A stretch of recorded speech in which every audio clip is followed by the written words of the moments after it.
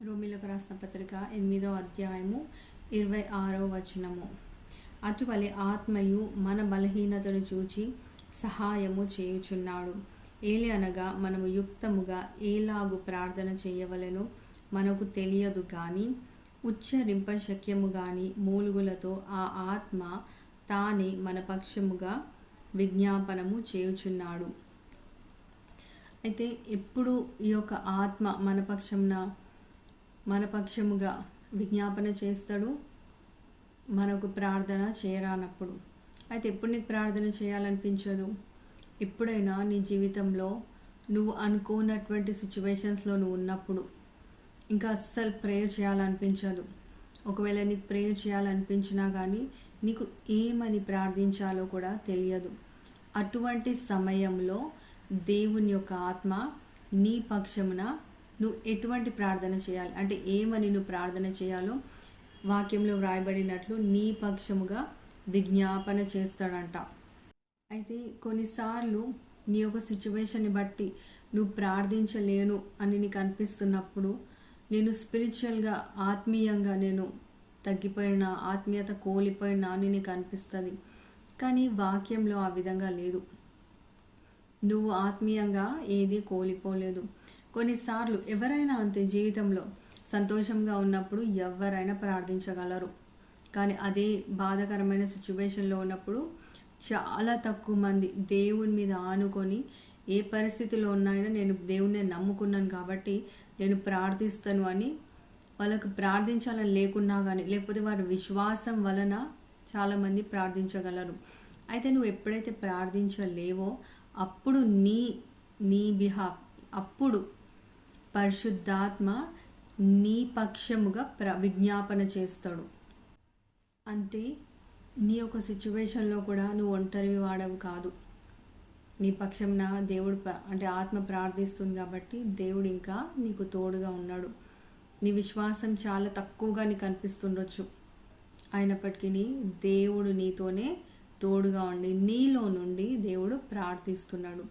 నువ్వు మూలుగులతో ప్రార్థించినటువంటి ప్రార్థన, లేకపోతే నీ నాలుక నుండి మాటలు రానటువంటి ప్రార్థన కూడా నువ్వు నీ హృదయంలో ఏదైతే చిన్ని ప్రార్థన ఏదైతే ఉంటుందో అది నువ్వు చేసుకుంటుంటే కూడా పరలోకం వింటుంటుంది నీ ప్రార్థన. అయితే ఈరోజు నీ పరిస్థితిలో నువ్వు ప్రార్థించలేని స్థితిలో కూడా నువ్వు దేవునికి దూరంగా అయిపోతున్నావేమో నువ్వు అనుకోవద్దు. ఎందుకంటే ఇట్స్ అన్ ఇన్విటేషన్. పరిశుద్ధాత్మ నీలో నుండి ప్రార్థిస్తాడు. ఈరోజు నీ పరిస్థితిని బట్టి నువ్వు కృంగిపోయి ఉన్నవేమో, ప్రార్థించలేని స్థితిలో ఉన్నవేమో.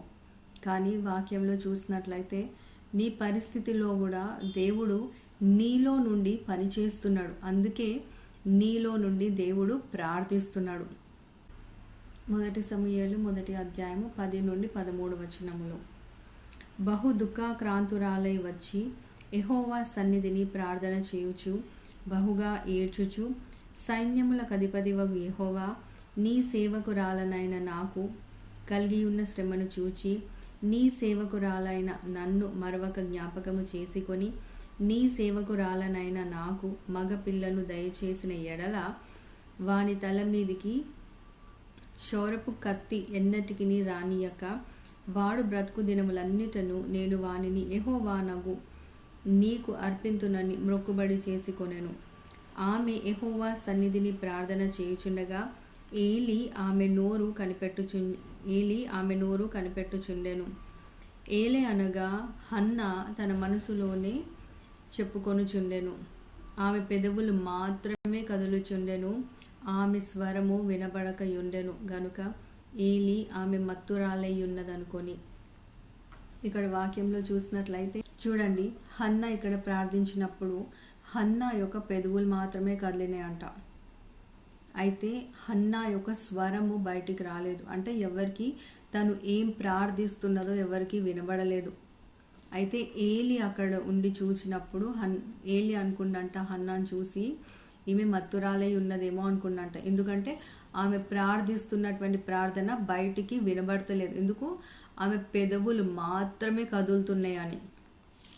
అయితే దేవుడు ఆమె స్వరము బయటికి మనకి అంటే ఏలికి వినబడకపోయినా కానీ ఆమె పెదవులు మాత్రమే కదిలినప్పటికీ దేవుడు ఆమె యొక్క ప్రార్థన విని హన్నాకు కుమారుని దయచేసిండు. ఈరోజు హన్నాలాగే నీ జీవితం ఉన్నదేమో, హన్నాలాగే నీ పెదవులు కూడా కదులుతున్నాయేమో, నీ స్వరం బయటికి వినబడతలేదేమో, నీకే వినిపిస్తలేదేమో నువ్వేం ప్రార్థిస్తున్నావు అనేది. నీ పరిస్థితిలో కూడా నువ్వు ప్రార్థించే ప్రార్థన, నీలో నుండి పరిశుద్ధాత్మ ప్రార్థించేటటువంటి ఆ యొక్క ప్రార్థన దేవుడు తప్పకుండా వింటాడు. హన్నాకు జవాబిచ్చినటువంటి దేవుడు నీ ప్రార్థన కూడా తప్పకుండా జవాబిస్తాడు. God bless you.